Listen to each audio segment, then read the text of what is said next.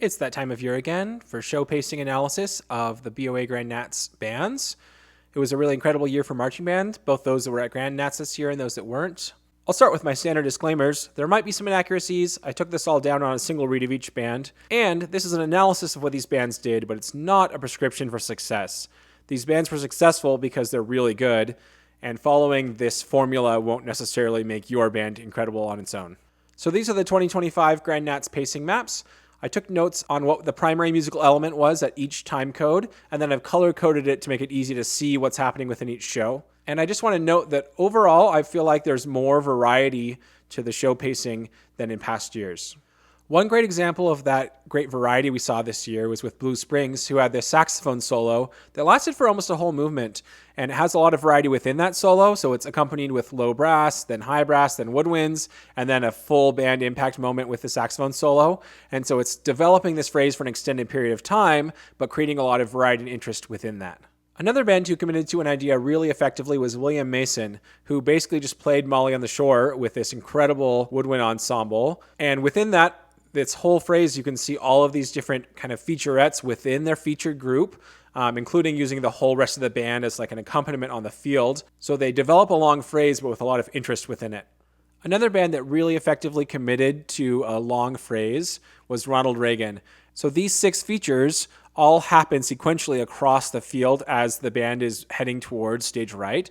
We have flutes first, clarinet, saxes, trumpets, mellows, then low brass. And those 6 features all fit together into one long phrase. And then even though it's not strictly the pacing of the show, I just wanted to shout out a handful of really incredible soloists. Marcus had a timpanist. Wando had a bassoon duet they used a number of times. And then Avon had a recorder solo that was really interesting.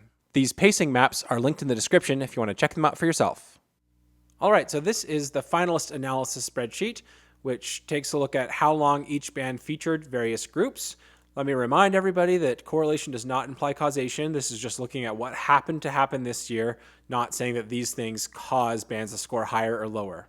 Just a few interesting things to point out. Carmel and the Woodlands have the highest full band impact of anyone at finals this year, and I wonder if that's connected to them having big, punchy Latin jazz shows.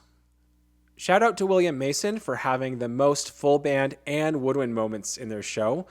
A lot of that is woodwind features with the brass in an accompanying role, and that takes a lot of control and finesse to keep that balance with the woodwinds staying in the forefront. And then Marcus had the most percussion exposure out of anyone, which is totally deserved. Their percussion section was incredible this year. They had the timpanist along with their battery and front ensemble all working together to create some really great percussion moments. And finally, that takes us to the correlation coefficients. So this year, the correlation between total show length and score ended up being 0. So no longer shows didn't score higher on average this year. If we look at the percentages, we see that the highest was for brass with a 0.7 correlation coefficient. So again, that's correlation, not causation, but the schools with more brass features did tend to score higher this year. Finally, we can look at the year-over-year comparison.